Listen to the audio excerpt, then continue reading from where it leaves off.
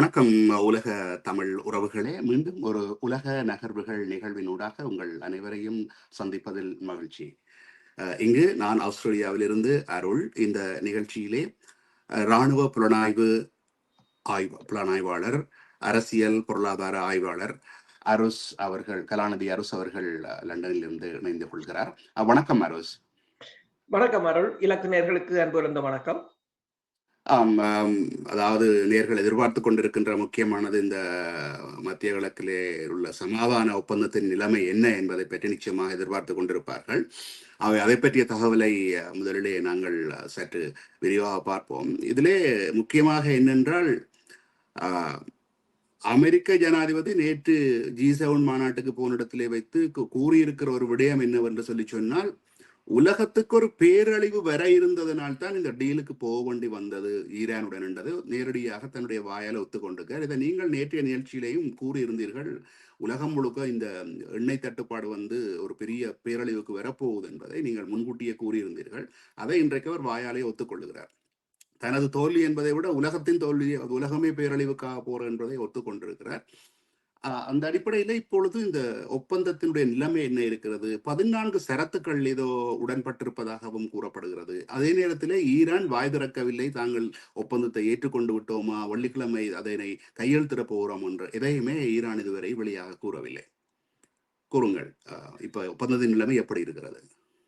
உண்மைதான். ஏனென்று சொன்னால், நீங்கள் கூறியது போலதான் என்று ட்ரம்ப் ஒன்றை கூறியிருக்கின்றார். அதாவது தான் ஏன் இந்த உடன்பாட்டுக்கு தான் ஏன் போனேன் என்று சொன்னால், அமெரிக்காவிடம் இருக்கின்ற எண்ணெய் கையிருப்புகள் 4 வாரங்களுக்குத்தான் போதுமானதாக இருக்கின்றது என்று கூறியிருக்கின்றார். அப்ப அமெரிக்கா உண்மையில் ஹோர்முஸ் நீரிணையிலிருந்து அமெரிக்கா எண்ணெயை பெறுவதில்லை. அப்படி இருக்கிற அமெரிக்காவுக்கே 4 வாரங்கள் என்று சொன்னால், ஏனைய நாடுகளை நாங்கள் நினைத்தும் பார்க்க தேவையில்லை. எல்லா நாடுகளும் கடுமையான நெருக்கடிகள் இருந்தன. அதனால் தான் இந்தியாவின் 3 கப்பல்களை அவர்கள் அந்த ரிஸ்கையும் பார்க்காம கொண்டு போனார்கள். என்றால் எப்படியும் எண்ணெயை கொண்டு வர வேண்டும் என்று சொல்லி தொழிற்சாலைகள் எல்லாம் வீழ்ந்து விடும் என்று நாங்கள் நேற்று கூறியது போல 1983ஆம் ஆண்டின் இருந்த ஸ்டாக்கின் லெவலுக்கு போயிட்டு என்றுதான் கூறியிருந்தது அமெரிக்க ஊடகங்கள். அதை இன்று அவரும் ஒப்புக்கொண்டிருக்கிறார். இதே சமயம் நீங்கள் பார்த்தீங்கன்னு சொன்னால், இந்த ஈரானுடனான ஒப்பந்தம் குறித்து தான் இந்த G7 மாநாட்டில் பெருமளவில் ஈரான் தொடர்பாகத்தான் எல்லாற்ற கவனமும் ஈரான் தொடர்பாகத்தான் இருந்தது. இந்த G7 நாடுகள் இந்த ட்ரம்பின் ஒப்பந்தத்துக்கு ஆதரவாக ஒரு தலைப்பட்சமாக அறிக்கைகளை வெளியிட்டிருந்தனர். ஆனால் அவர்கள் இந்த உடன்பாடு நல்லது என்று சொல்லியும் அதை நிறைவேற்ற வேண்டும் என்று சொல்லியும் அதற்கு தாங்கள் ஆதரவு கொடுப்பதாகவும் கூறியிருந்தார்கள். ஆனால் லெபனானில் இருந்து இஸ்ரேல் வெளியேறுவது பற்றி அந்த அறிக்கையில் எதுவும் குறிப்பிடப்படவில்லை என்றதுதான் அங்கு ஒரு விவாதத்துக்குரியதாக இருந்தது. இருந்த போதும் பிரான்சின் அதிபர் இமானுவேல் மேக்ரோன் பேசும்போது கூறியிருந்தார், ஹிஸ்புல்லாக்களும் ஆயுதங்களை கீழே போட வேண்டும், இஸ்ரேலும் ஆயுதங்களை கீழே போட வேண்டும் என்று இஸ்ரேல் மீதும் அவர் காட்டமாக கூறியிருந்தார். ஏனென்று சொன்னால், இஸ்ரேலால் தான் இப்போது இந்த பேச்சுவார்த்தை குழம்புமாக இருந்தால், அதை இப்ப நீங்கள் கூறியது போலதான் உலக பொருளாதாரம் பேரழிவை சந்தித்தால் அதற்கு இஸ்ரேல் தான் காரணமாகும் என்பதை இப்போது எல்லோரும் உணர்ந்து கொண்டிருக்கிறார்கள். அதே சமயம் ட்ரம்ப் இந்த மாநாட்டில் அவர் எல்லோருடனும் ஒரு செய்தியாளர் மாநாட்டில் கலந்து கொண்டிருந்தார். மோடியுடனும், எகிப்தின் அதிபராக இருக்கலாம், இமானுவேல் மேக்ரோனாக இருக்கலாம், எல்லோருடன் தனித்தனியாக இந்த ஊடக சந்திப்பை மேற்கொண்டிருந்தார். ஆனால் எல்லோரிடம் இருந்த போதும் கேட்கப்பட்ட கேள்விகள் ஈரான் தொடர்பாகத்தான் கேட்கப்பட்டிருந்தது. அதற்கு அவர் ஒன்று கூறினார், தான் இந்த ஜெனரல் சொலாமனியை 2020ஆம் ஆண்டு தான் படுகொலை செய்ததால் தான் இப்போது தாங்கள் இந்த வெற்றியை பெற முடிந்தது என்று கூறியிருக்கின்றார். அவர் என்ன சொல்ல வருகிறார் என்று சொன்னால், காட் படையணியின் கட்டளை அதிகாரியான சொலாமணி மிகவும் தலை சிறந்தவர் என்றுதான் அவர் கூற வருகின்றார். அதே சமயம் இஸ்ரேல் தனது தற்பாதுகாப்புக்கு தாக்குதலை நடத்தலாமே தவிர, ஆனால் இஸ்ரேல் இந்த உடன்பாடு இஸ்ரேலுக்கும் நல்லதைத்தான் கொடுக்கின்றது, இஸ்ரேலும் அதை ஏற்றுக்கொள்ள வேண்டும் என்று கூறியிருக்கின்றார். அது மட்டுமல்லாது இந்த உடன்பாடு வெரி சொலிட் அக்ரிமெண்ட் என்று சொல்லியும், மிகவும் திடமான அக்ரிமெண்ட் என்று சொல்லியும், வெரி ஸ்ட்ராங்கான அக்ரிமெண்ட் என்று சொல்லியும் ஈரான் இனிமேல் அணு ஆயுதங்களை தயாரிக்க முடியாது என்று சொல்லியும் இந்த உடன்பாட்டை ஒபாமாவோ கிளின்டனோ புஷ்ஷோ பைடனோ ஏற்படுத்தவில்லை, தான் அதை ஏற்படுத்தினேன் என்றும் கூறியிருக்கிறார். அது மட்டுமல்லாது கட்டார், பாகிஸ்தான் போன்ற நாடுகளுக்கு நன்றியை தெரிவித்தது மட்டுமல்லாது சீனா, ரஷ்யா போன்ற நாடுகளும் இதற்கு அனுசரணை வழங்கியதாகவும் சீனா ஒரு நடுநிலைமையாக இந்த போரின் போது நின்றதாகவும் அவர் பாராட்டி இருக்கின்றார்.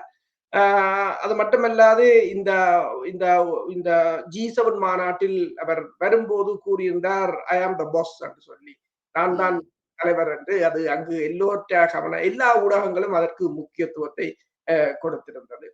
அதாவது அவர் என்ன கூறுகிறார் என்று சொன்னால், இந்த ஈரான் ஒப்பந்தம் குறித்து கேட்டபோது அவர்கள் ஒருபோதும் அணு ஆயுதத்தை வைத்திருக்க மாட்டார்கள், இது மிகவும் வலுவான ஒப்பந்தம், பெரும்பாலான மக்கள் மிகவும் மகிழ்ச்சியாக இருப்பதாகவும் ஓரிரு நாட்களில் ஹார்முஸ் நீரிணை திறக்கப்படும் என்றும் கூறியிருக்கிறார். இன்னொன்றையும் கூறியிருந்தார். அதாவது என்னவென்றா, இந்த ஒப்பந்தத்தில் கைச்சாத்திடுவதற்கு ஈரான் இழுவறிப்படுமாக இருந்தால் மீண்டும் குண்டுமலைகளை பொழிய வேண்டி வரும் என்று சொல்லி எச்சரிக்கை விடுப்பதாகவும் அது ஒரு நகைச்சுவையாகத்தான் பார்க்கப்படுகிறது. கூறுங்கள். அது உண்மைதான், அதுவும் அவர் சொல்லி இருக்கிறார். என்னென்றால் இதை அவர்கள் ஏற்றுக்கொள்ளாவிட்டால் மீண்டும் குண்டை வீசுவோம் என்று கூறியிருக்கின்றார்.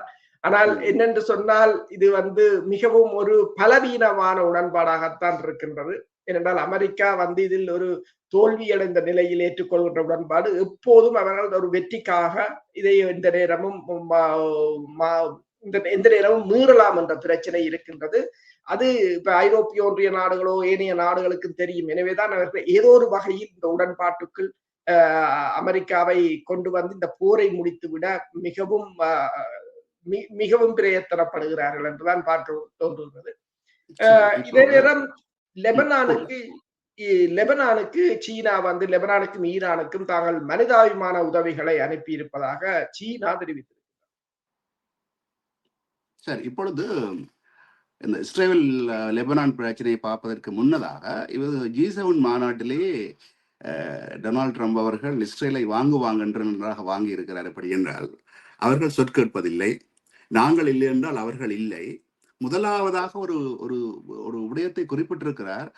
ஒரு பெரிய கட்டடத்துக்குள்ளே ஒருவர் இருப்பதற்காக அந்த கட்டடத்தை அழிப்பதா என்ற கேள்வியை கேட்டிருக்கிறார். இதை நான் நீண்ட காலமாக காசாவை தரைமட்டமாக்கி, காசாவில் உள்ள பில்டிங்கள் முழுவதையும், கட்டடங்கள் முழுவதையும் அழித்து தரைமட்டமாக்கினது போல இப்போ லெபனான்லையும் அடித்து தரைமட்டமாக்கி கொண்டிருக்கிறார்கள். ஆகவே அவர் ஒரு பொருளாதாரக்காரன், அவர் ஒரு உலகத்திலேயே நம்பவன் ஒரு பில்டராக இருக்கிறார். அவர்கள் ஒரு பில்டிங் கம்பெனிஸ் வச்சிருக்கிறார்.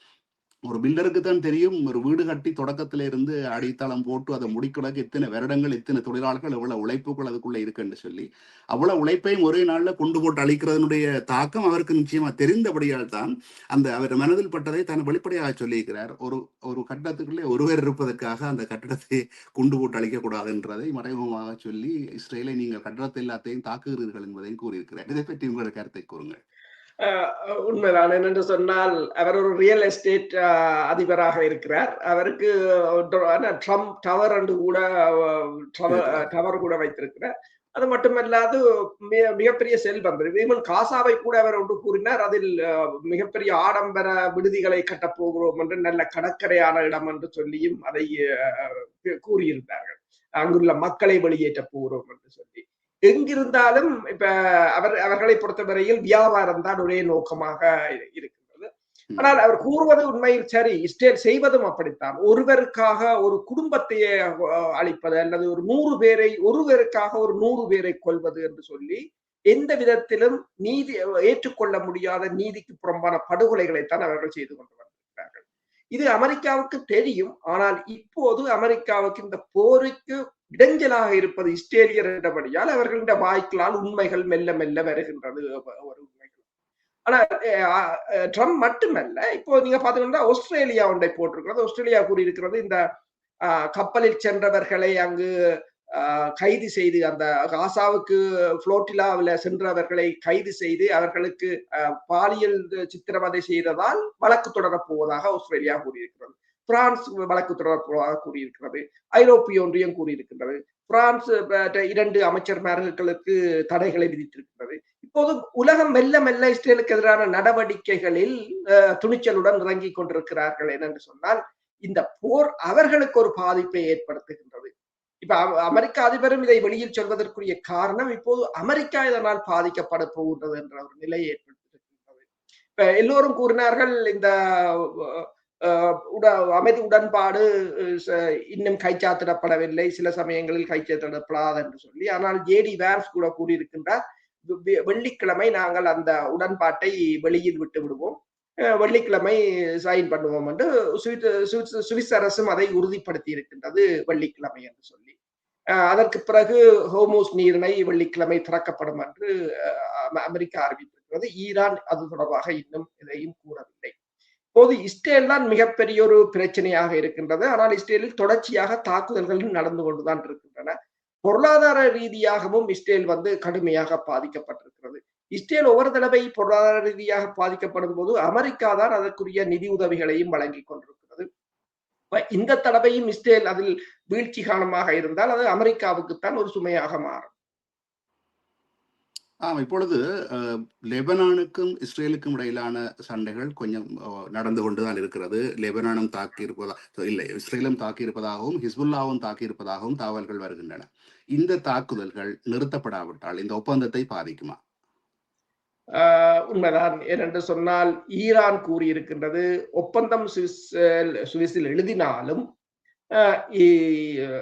இஸ்ரேல் லெபனான் மீது தாக்கினால் தாங்கள் இந்த ஒப்பந்தத்திலிருந்து வெளியேறுவோம் என்று. ஈரானுக்கு இப்போது மிகப்பெரிய ஒரு என்னென்று சொல்றது, ஒரு பலம் கிடைத்திருக்கின்றது. இதை நான் கூறவில்லை, இந்த CNN ஒரு தகவலை வெளியிட்டிருக்கிறது.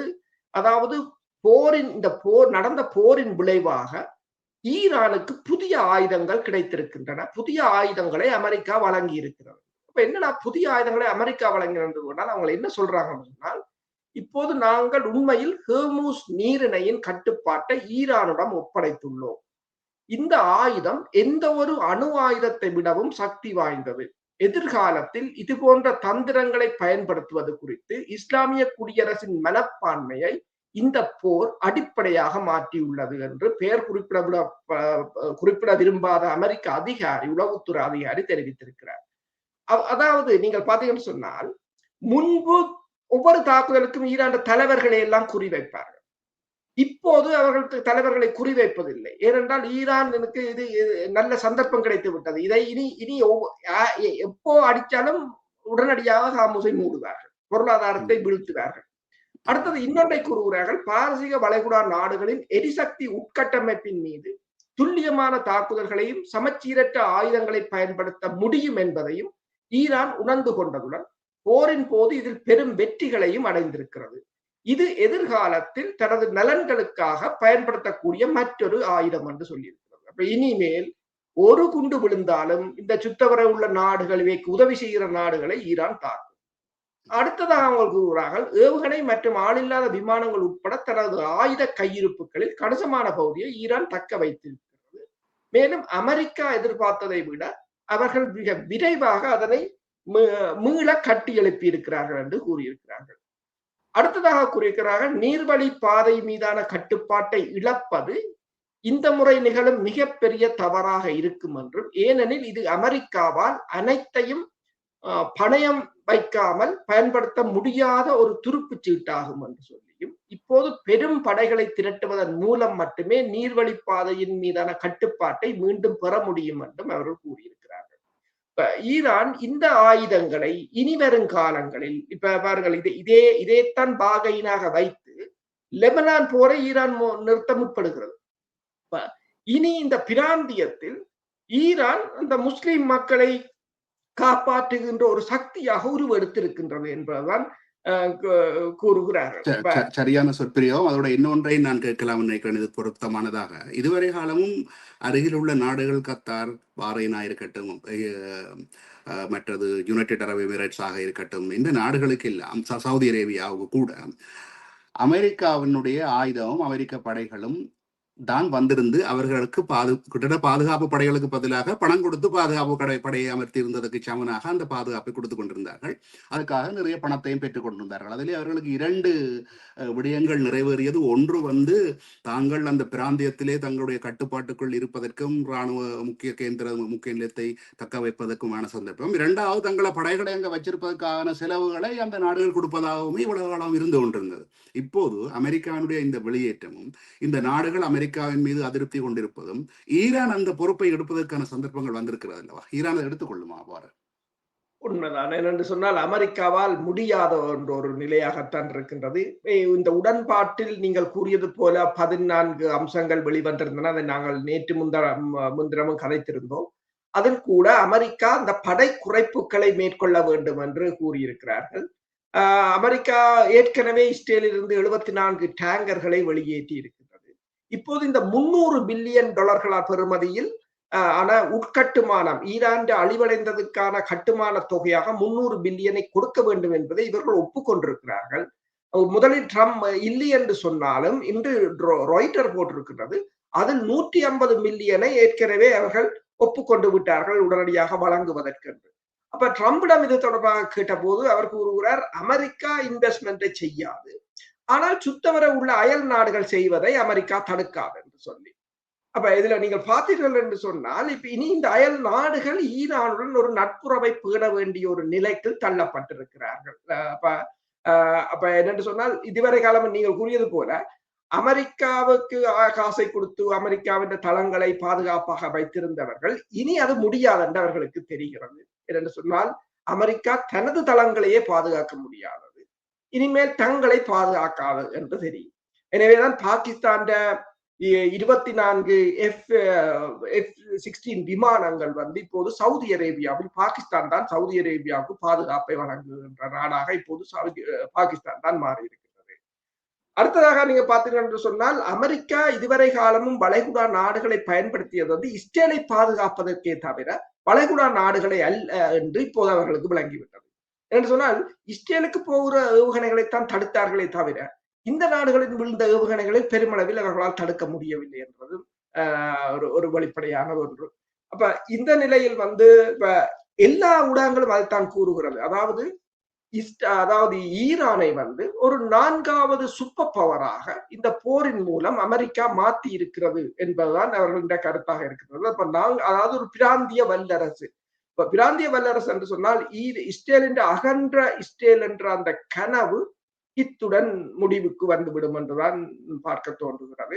நாடுகளுக்கு உள்ள ஒரு பெரிய பிரச்சனை என்னென்றால் இப்ப இந்த யுத்தத்தால அவருடைய பொருளாதாரம் அகல பாதாளத்துக்கு போய்விட்டது. அவர்களுக்கே தெரியாது இப்படி ஒரு நிகழும் என்று அவர்களுடைய கனவிலும் எதிர்பார்க்காத சம்பவம் ஒன்று நிகழ்ந்து விட்டது. இந்த பொருளாதாரத்திலிருந்து மீள வேண்டும், மீண்டும் இப்படி ஒன்று நடக்காமல் இருக்க வேண்டும் என்றால் அமெரிக்காவுடனுடையான உறவை துண்டித்தால் தான், ஈரானுடன் நல்லுறவை பேணினால் மட்டும்தான் அது முடியும் என்பது இப்போது அவர்களுக்கு தெளிவாக தெரிய வந்திருக்கிறது. அப்படி இல்லவா? அமெரிக்காவுடன் உறவுகளை வைத்துக் கொண்டிருந்தாலும் ஈரானுடன் அவர்கள் நல்லுறவை வளர்க்க வேண்டிய ஒரு நிலை இருக்கின்றது. இப்ப நீங்கள் UAE பார்த்தீங்கள் என்று சொன்னால் அவர்களின் எண்ணெய் வியாபாரம் எப்போதே அதிலிருந்து அவர்கள் மாறிவிட்டார்கள். அவர்கள் ரியல் எஸ்டேட், டூரிசம், மற்றது டேட்டா சென்டர்கள், தொழில்நுட்ப AI என்று அதுக்குத்தான் அவர்கள் கூடுதலாக சென்றார்கள். அதாவது உலகத்தின் இப்ப ஒரு கப்பல் வந்து நின்றால் அந்த கப்பல்ல இருக்கிற பொருட்களை இறக்குவது, டிரான்சிட் பண்ணுவது எல்லாம் ஒரு ஓப்பன் மார்க்கெட் மாதிரி தான் கொண்டு வந்து வரி இல்லாத ஒரு நாடும் கூடாது. உண்மைதான். இப்ப இந்தியாவில நீங்க பாத்தீங்கன்னு சொன்னால் மிகப்பெரிய பணக்காரர்கள், சினிமா ஸ்டார் எல்லோரும் துபாயில தான் முதலீடு. அது அந்த அட்வர்டைஸ்மெண்ட்ன்றது எல்லா இடமும் செய்து துபாயில நீங்கள் வீடு வாங்கலாம், பிளாட் வாங்கலாம் என்று சொல்லி, ஆனால் அது அத்தனைக்கும் மிகப்பெரிய ஒரு அடி விழுந்திருக்கின்றது. இனி வரும் காலத்தில் அங்கு முதலீடு செய்ய எல்லோரும் பயப்படுவார்கள். அதுதான் அந்த பிரச்சனை. அடுத்தது மிடில் ஈஸ்ட்ல இன்னொரு வருமானம் ஏவியேஷன், இந்த விமான போக்குவரத்து. எமிரேட்ஸாக இருக்கலாம், கட்டார் ஏர்வேஸாக இருக்கலாம், குவைட், அதுகள்ல இப்ப சவுதி அரேபியாவின் விமான நிலையம் 2025ஆம் ஆண்டுல மிகச்சிறந்த விமான நிலையமாக தேர்ந்தெடுக்கப்பட்ட ஒரு விமான நிலையம். அப்படித்தான் அவர்கள் வைத்திருந்தார்கள். அது எல்லாம் இனிமேல் அந்த பிராந்தியத்தில் இப்ப ஒவ்வொரு நாளும் ஆள் இல்லாத ட்ரோன்ஸ் பறக்கும் என்று சொன்னால் விமானங்களை ஓட முடியாது. அது மிகப்பெரிய ஒரு பாரிய சேத பொருளாதார இழப்பை ஏற்படுத்தும். நான் இதை நினைக்கிறேன் இதை பற்றி கூட ஒரு தனியான நிகழ்ச்சி ஒரு நாளைக்கு செய்யலாம் என்று நினைக்கிறேன். இந்த இடத்துல உண்மைதான். இன்னொன்றையும் குறிப்பிட்டு கூட விரும்புகிறேன். ஏஆர் ரஹ்மான் கூட தன்னுடைய ஸ்டுடியோவை துபாயில் தான் வைத்திருக்கிறார் என்று கேள்விப்பட்டேன். நான் உண்மைதான். நினைக்கிறேன் அங்கே வைத்திருப்பதனால் சில வரிச்சலைகள் உண்டு. அங்கே வரிகள் இல்லை, ஜீரோ வரி. வரிகள் இல்லை.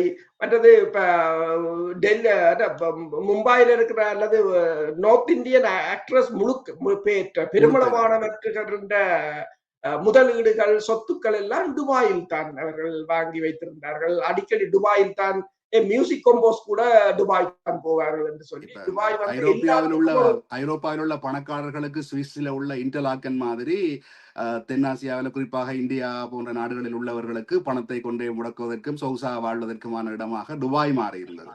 துபாய் அதுதான் அவர்களுக்கு இப்போது அதைத்தான் ஈரான் குறிவைத்தது தான். இப்போது இந்த போரின் மிகப்பெரிய திருப்பமாக வந்தது இந்த மிடில் ஈஸ்ட் நாடுகளில் குறிவைத்ததும் அங்கு இந்த அமேசான் மற்றது ஒராக்கிள் மற்றது மைக்ரோசாப்ட் கூகுள் இவன்ற டேட்டா சென்டர்களை தாக்கியதும் தான் மிகப்பெரிய ஒரு பின்னடைவாக போனது.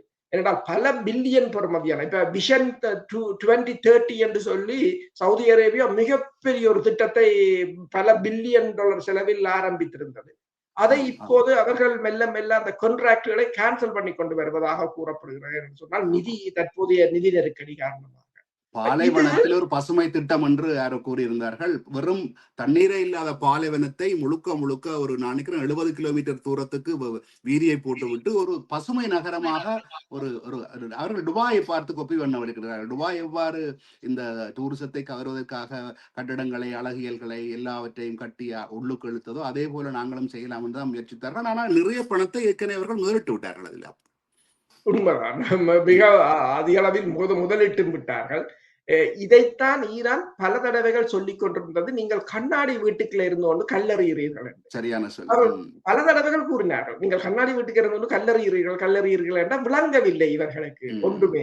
இவர்கள் யோசித்தது என்ன, நாங்கள் மட்டும்தான் அனைத்துலக விதிகளை மீறலாம், ஐக்கிய நாடுகள் சபையின் சரத்துக்களை மதிக்காமல் தாக்குதல் நடத்தலாம் என்று இவர்கள் தான் நினைத்தார். அதை இன்னொரு நாடு மீறினால் எவ்வளவு பாதிப்பு வரும் என்றதை இப்போது உலகம் உணர்ந்திருக்கின்றது. அவர்கள் கூட நினைத்திருப்பார்கள் அமெரிக்காவை தாண்டி யார் எங்களுக்கு ஈரான் என்ன பெரிய ஒரு நாடா என்றது நினைத்துதான் இவ்வளவு காலம் இருந்திருப்பார்கள். அந்த மனோநிலையிலும் மாற்றம் வந்திருக்கும். சரி, இப்பொழுது நாங்கள் வருவோம். பெட்ரோ டாலர் என்ற ஒரு சொற்பிரயோகம் இருக்கிறது. அதற்கு காரணம் இந்த உலகளவிலே பெட்ரோலிய வியாபாரம் பெட்ரோல் அதாவது டாலரில் தான், அமெரிக்க டாலரில் தான் இருக்க வேண்டும் என்று ஒரு எழுதப்படாத சட்டம் ஒன்றை அமெரிக்கா தொடர்ந்து பின்பற்றி வருகிறது. அந்த எங்கே சண்டை நடந்தாலும் அந்த பெட்ரோ டாலருக்கான சண்டை என்பார்கள் என்றால் எந்தெந்த நாடெல்லாம் இனிமேல் டாலரில் எங்களால் பெட்ரோல் வியாபாரம் செய்ய முடியாது என்று சொல்றோம் அந்தந்த நாடுகளை எல்லாம் போய் ஆக்கிரமித்து படையெடுத்து அந்தந்த நாடுகளுடைய தலைவர்களை கொலை செய்து அல்ல தலைவர்களை தூக்கிலிட்டு என்று தொடர்ந்து செய்து கொண்டு வந்திருக்கிறார்கள். அந்த முக்கியமாக சொல்வார்கள் பெட்ரோ டாலர், அதாவது இந்த டாலரை தக்க வைப்பதற்காக என்று. இப்பொழுது இந்த ஈரான்ல வாங்கிய இந்த அடி அல்லது ஈரான்ல ஏற்பட்ட தோல்வி பெட்ரோ டாலரினுடைய உறுதிப்பாட்டை எவ்வளவு தூரம் பாதிக்கும், அல்லது பெட்ரோ டாலர் வீழுவதற்கான ஆரம்பம் தொடங்கிவிட்டதா? ஏற்கனவே இந்த பெட்ரோல் டாலர் சவுதி அரேபியாவுடன் மேற்கொள்ளப்பட்ட அந்த உடன்பாடு காலாவதி ஆகிய பிற்பாடு சவுதி அரேபியா அதை புதுப்பிக்க முற்படவில்லை. அதற்கு பிறகு ரஷ்யாவில் 2022 ஆண்டு ஆரம்பித்த ரஷ்யா போரின் போது இவர்கள் மேற்கொண்ட தடை நடவடிக்கைக்கு பிறகு சீனா ரஷ்யா இந்த டாலரில் இருந்து மாறி அவர்கள் தங்கள் நாணயத்தில் இப்போது 100% அவர்கள் இந்த எரிபொருள் வர்த்தகம் கூட ரூபிளில் அல்லது யுவானில் தான் நடைபெறுகிறது. நீங்கள் பார்த்தீங்கன்னு சொன்னால் ரஷ்யாவுடன் செய்கின்ற ஏனைய நாடுகள், இந்தியாவாக இருக்கலாம், ஏனைய நாடுகளின் வர்த்தகம் கூட இப்போது லோக்கல் கரன்சிக்கு தான் மாறி இருக்கிறது. இனி மத்திய கிழக்கு நாடுகள் கூட இப்ப சீனாவுக்கான வியாபாரத்தை அவர்கள் யுவானில் தான் செய்ய வலிக்கிறார்கள். அடுத்ததாக ஈரான். இந்த நிலையில் தான், அதாவது இந்த பெட்ரோல் டாலர் ஒப்பந்தம் முறிவடைந்த பிற்பாடுதான் அமெரிக்கா அந்த எரிபொருளை தந்த கையுக்குள் கொண்டு வர வேண்டும் என்பதற்காக வெனிசுலாவை கைப்பற்றி இருந்தது. அடுத்தது ஈரான். ஆனால் ஈரானில் இடம்பெற்ற தோல்வி எல்லாவற்றையும் தலைகீழாக மாற்றிவிட்டது. இப்போது அமெரிக்காவுடன் வாங்குகின்றவர்கள் மட்டும்தான் டாலரில் வாங்கக்கூடிய ஒரு நிலையாக இருக்கின்றது. ஏனைய நாடுகள் அதிலிருந்து விலத்தி விட்டன மெல்ல மெல்ல. கிட்டத்தட்ட முதலில் இருந்ததை விட இப்போது பார்க்க போனால் 50% கீழே குறைந்து விட்டது என்றுதான் கூறுகிறார்கள். டொலரின் வீழ்ச்சி வந்து அமெரிக்காவுக்கு மிகப்பெரிய ஒரு வீழ்ச்சியாகத்தான் இருக்கு. ஸ்வெப் என்ற பணப்பரிமாற்ற முறையை அவர்கள் வைத்திருந்தாலும் அது 2022ஆம் ஆண்டுக்கு பிறகு அதிலிருந்து இப்ப பல நாடுகள் வெளியேறிவிட்டன. சீனாவும் அதிலிருந்து வெளியேறிவிட்டது. சீனா முற்றுமுழுதாக தங்களுக்குரிய ஒரு பணப்பரிமாற்ற முறையை அறிமுகப்படுத்தி அது இப்ப கிட்டத்தட்ட 100 நாடுகளுக்கு மேல் அதில் இணைந்திருக்கிறார்கள். இரண்டாவது ஐபேன் என்கின்ற IBAN என்கின்ற ஒரு முறை ஒன்றும் இருந்தது. ஆனால் அது பெருசாக எடுபடவில்லை. இந்த ஸ்விஃப்ட் முறை வந்து அதனை விழுங்கிவிட்டது. அதனால் இந்தியாவில் இன்னும் ஐபேன் முறை இருக்கிறது நினைக்கிறேன். கூறுங்க. உண்மைதான். அப்ப இந்த ஸ்விஃப்ட்ல இருந்து ரஷ்யாவோ சீனாவோ மெல்ல மெல்ல வெளியேறியதும் வந்து அதாவது எதை எடுத்தாலும் இப்ப நீங்கள் பாத்தீங்கன்னு சொன்னால் ஒரு பொருளை எந்த பொருளை வாங்கினாலும் முன்பு அதுக்குரிய சர்வீஸ் சார்ஜ் அமெரிக்காவுக்கு தான் போகும். நீங்கள் உலகத்துல எந்த மூலையில் ஒரு பொருளை வாங்கினாலும். ஆனால் இப்போது அது மெல்ல மெல்ல மாறிவிட்டது. ஏனென்றால் சீனாவின் பொருளாதார ரீதியாக சீனா வளர்ந்ததும் உலகத்துக்கு என்ன தேவையோ அதை விநியோகிக்கக்கூடிய ஒரு நிலைக்கு சீனா வளர்ந்திருக்கின்றது. இப்போது கூட கூறுகிறார்கள், எக்கனாமிஸ்ட் என்ற ஒரு பத்திரிகை இந்த பிரித்தானியாவிலிருந்து வாரது கூறியிருக்கின்றது. அதாவது அமெரிக்கா மிக கடுமையான போட்டியை சீனாவுக்கு உடனான கடுமையான போட்டியை இந்த கார்கள் தொடர்பான போட்டியை எதிர்கொள்கிறது என்று சொல்லியும் அமெரிக்காவும் அதாவது சீனாவின்றையும் ஐரோப்பாவின்றையும் கார்களுக்கு அமெரிக்காண்ட கார் உற்பத்தி நிறுவனங்கள் போட்டியிட முடியாத நிலைக்கு தள்ளப்பட்டிருக்கின்றன. தலைமையை தக்க வைத்துக் கொள்ள முடியாத நிலையில் வந்து ஃபோர்டாக இருக்கலாம், GM மோட்டார்ஸாக இருக்கலாம், கடும் சேதத்தை சந்தித்திருக்கிறது என்றும் அவர்கள் இப்போதும் பெட்ரோல் வாகனங்களை நம்பி இருக்கிறார்கள். ஆனால் உலகம் மின்சார கார் என்று எங்கேயோ போய்விட்டது என்றுதான் அவர்கள் கூறியிருக்கிறார்கள். இப்படி பல விடயங்களில் அமெரிக்கா கடுமையாக பின்தங்கி விட்டது என்றது. கதைத்த ஒரு விடயத்தை இன்றைக்கு நேயர்களுக்காக ஒரு நல்ல சந்தோஷமான செய்தியை சொல்லுவோம். பெட்ரோல் விலை குறைய போகிறது என்பது போல நாங்கள் கதைத்திருந்தோம். இப்பொழுது நேற்று நான் மாலை வரை பார்த்த தகவல்களின்படி உலகத்தில் உள்ள விமான நிறுவனங்கள் எல்லாமே அதிரடியாக மலிவு விலையில் விமான சீட்டுகளை விற்க தொடங்கி இருக்கின்றன. குறிப்பாக முக்கியமான காரணம் இந்த பெட்ரோலிய விலை குறைய போகிறது, எதிர்காலத்தில் இன்னும் குறைய போகிறது. ஆகவே தாங்கள் குறைந்த விலையிலே மீண்டும் டிக்கெட்டுகளின் விலையை கொண்டு வரலாம் என்று நான் பார்த்த அளவிலே 10க்கும் மேற்பட்ட விமான நிறுவனங்களை நான் பார்த்தேன். பாதி விலைக்கும் விட குறைந்த விலையிலே இப்பொழுது டிக்கெட்டுகளை விற்றுக் கொண்டிருக்கிறார்கள். அதுவும் எதிர்பார்க்க முடியாத விலைகள். நான் சொல்வதற்கு நேரமில்லை விளக்கமாக.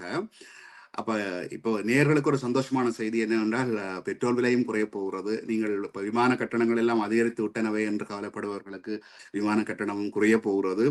எல்லாவற்றுக்கும் பின்னணியில் இருந்தது இந்த யுத்தம் சம்பந்தமாக ஒரு சமாதான ஒப்பந்தம் ஏற்படுத்தப்பட்டு விட்டால் அது ஒரு சந்தோஷமான செய்தி. கூறுங்கள், உங்கள் கருத்தை கூறுங்கள். நீங்கள் கூறுவது போலதான், நீங்க எனக்கு தெரிந்தவர்களும் அண்மையில் இலங்கைக்கு புக் பண்ணியிருந்தார்கள். மிகவும் ஒரு மலிவான டிக்கெட்டாகத்தான் இருந்தது. ஏனென்று சொன்னால் இப்போது விமான நிறுவனங்கள் இந்த இழப்பிலிருந்து மீள்வதற்காக, அதாவது மக்கள் கடும் பொருளாதார சுமையை சந்திக்கிறார்கள் ஒன்று. அதனால் பலர் இப்போது கொள்ளையே போவதை கூட ரத்து செய்திருக்கிறார்கள். அடுத்தது அச்சம். இப்ப போனால் சில சமயம் சண்டை துவங்கினால் விமானங்கள் ஓட முடியாமல் இருக்கும், வர முடியாமல் இருக்கும் என்றதால் பலர் உள்ளூருக்குள்ளேயே இப்போது தங்கள் விடுமுறையை கழிப்பதால் வந்து விமான நிறுவனங்களுக்கு மிக கடுமையான இழப்புகளை சந்தித்திருக்கின்றன. எத்தனையோ விமான நிலையங்கள் எத்தனையோ ஆயிரம் விமானங்களை ரத்து செய்திருக்கிறார்கள், விமான பயணங்களை. அப்ப இனி மக்களை திரும்ப கவர வேண்டும், மக்களுக்கு ஒரு அச்சத்தை போக்க வேண்டும் என்றால் அவர்கள் இவ்வாறான விலைக்குத்தான் அதனை கொடுக்க வேண்டும். என்றால் வெறுமையாக விமானங்கள் செல்வதை விட ஒரு அரவாசி விலைக்காவது கொடுக்கலாம் என்றுதான் இப்போது அதை அவ்வாறு கொடுக்கிறார்கள். அதே சமயம் அதாவது வெறுமையாக விமானங்கள் செல்லுகின்ற டிக்கெட்டுகளை விற்கவும் வேண்டும், ஆனால் மீண்டும் விலை குறைந்து விட்டது என்பதையும் கூற வேண்டும். அதே நேரத்தில் இதுக்குள்ள இன்னும் ஒரு தந்திரம் இருக்கிறது என்னவென்றால், நீங்கள் 3 மாதம் இல்ல 6 மாதம் இல்ல அடுத்த 2027ஆம் ஆண்டு பயணம் செய்வதற்கான பணத்தை இப்பவே அவர்களுக்கு காசாக கொடுத்தவர்கள் அவருடைய கைக்கு காசு போய் விடுகிறது முன்கூட்டி. அதாவது பல நிறுவனங்கள் அமெரிக்காவில் கூட ஒரு விமான நிறுவனம் அப்படியே மூடப்பட்டது என்று சொல்லி கூறினார்கள், கைவிட்டார்கள். இங்க பிரித்தானியாவிலும் டெவோன் என்ற பகுதியில் புதிதாக திறக்கப்பட்ட சரக்கு விமானம் கிட்டத்தட்ட 4 வருடங்கள் தான் அது ஒரு நிறுவனம்.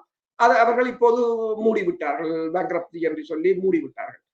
இப்படி பல நிறுவனங்கள் அப்ப நீங்கள் சொன்னது போல இப்ப அடுத்தடுத்த வருஷத்துக்குரிய பணத்தை இப்போதே வாங்கினால் அவர்களுக்கு தற்போதைய நிலையில் அதனை தங்களை தக்க வைத்துக் கொள்ள லிக்விட் கேஷ் திரவ பணம் என்று சொல்லி கையில உடனடி காசு பெறுவதற்காக நாங்கள் வீட்டில் உள்ள பொருட்களை விற்கிறது நகைகளை விற்பது போல அவர்கள் டிக்கெட்டுகளை விற்று கையில உடனடியாக காசையும் பெற்றுக் கொள்கிறார்கள். அது ஒரு திரவ பணமாக அவர்களுக்கு பயன்படக்கூடும். நன்றி. இன்றைய நிகழ்ச்சியை நிறைவேற்ற வேண்டிய நேரம் வந்திருக்கிறது. வேறு ஏதாவது இந்த நிகழ்ச்சியை முடிப்பதற்குள் குறிப்பாக கூறப்பட வேண்டிய விடயம் ஏதாவது இருக்கிறதா அருஸ்?